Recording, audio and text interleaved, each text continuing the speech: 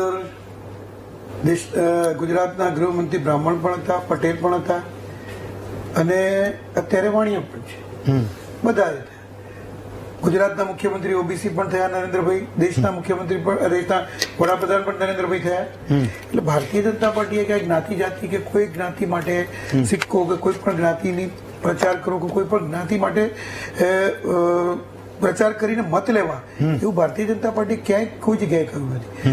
મનહરભાઈ હમણાં વાત કરી, મનહરભાઈની વાત સાથે હું આંશિક સહમત છું. પૂરો સહમત એટલા માટે નથી કે એમને વાત કરી કે લાલજીભાઈએ આવું સ્ટેટમેન્ટ ન કરવું જોઈએ, પછી તરત એમને વાત કરી કે અમારો પક્ષ આવા જ્ઞાતિવાદમાં માનતો નથી. મનહરભાઈ પણ એટલી ઉંમરના નથી કે એમને જૂનું શાસન ન જોયું હોય. હેમંતભાઈ તમે પણ જોયેલું છે. માધવસિંહ ભાઈએ આ થિયરી જ લાયા હતા જે અત્યારે આ બોલ્યા. ખામ થિયરી શું હતી? ક્ષત્રિય એટલે ઠાકોર સમાજ, બરોબર, અને એચ એટલે એ વખતે એસસી માટે શબ્દ વપરાતો હતો, બરોબર છે, અને એટલે મુસ્લિમ. આ શું હતું માધવસિંહભાઈનું? આ જ હતું. એટલે મારે મનહરભાઈને પણ એ કહેવું છે કે કોંગ્રેસનું આ જૂનું જ છે અને તમારી ગળથૂતી જે ખરી ને એ જ મોઢામાંથી બહાર આવે છે બોલી. એ માધવસિંહભાઈની આપેલી ગળથૂતી લાલજીભાઈ બોલે છે, એમાં કઈ ખોટું નથી કરતા. અને એમાં તમે અત્યારે એવું લાલજીભાઈનું અંગત મંતવ્ય હતું તો શું અત્યારે એવું બોલશે મનહરભાઈ કે માધવસિંહભાઈની વખતે અંગત મંતવ્ય હતું અને તમારા પક્ષનું મંતવ્ય હતું અને પક્ષમાંથી મુખ્યમંત્રી બન્યા હતા?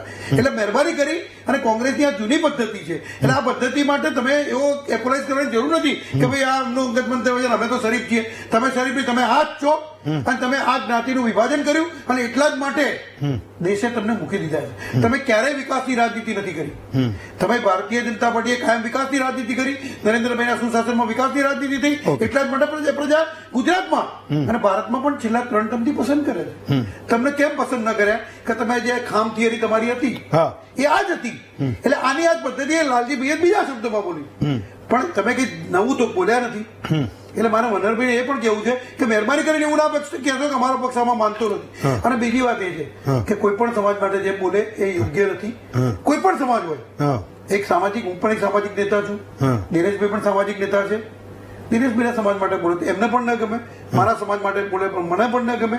એટલે દિનેશભાઈ પણ જે શબ્દો બોલ્યા એ શબ્દો સાથે પણ હું સંમત છું કે કોઈ પણ સમાજ માટે બોલશે તો એ સમાજ એને છઠ્ઠી યાદ કરાવશે અને એને મતદારો છઠ્ઠી યાદ કરાવી દીધી છે. અને એટલા જ માટે તમે જુઓ તો દેશના 7 એવા રાજ્યો છે કે જેની અંદર 10 થી નીચેની સંખ્યા એના ધારાસભ્યોની.